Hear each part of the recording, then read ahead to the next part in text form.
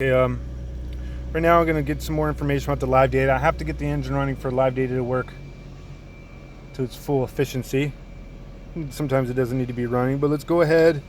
Now, we already have videos on live data. Excuse the noise in the background. As you can see, I'm in a working environment and I'm near an airport as well. So when I go in here, we can do a thing called custom live data, where you can select your PIDs. PID stands for parameter identifications. So, for example, I got fuel system checked, ECT. This don't make sense, some of them together, but let's just go ahead and just click on it and just show you. Hit done.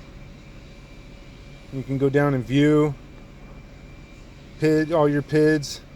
She's shown my ECT warm up. Obviously, I've been sitting here, been parked here working all day, so I haven't driven, but it's going up. And to graph, you can go in there, right? And you can actually split into two graphs. There you go. And then sometimes, depending how many parameters selected, you can go ahead and select up to 4. You can go back to text view, and then just, if you want, go back to view all PIDs to change them and switch it up to new graph.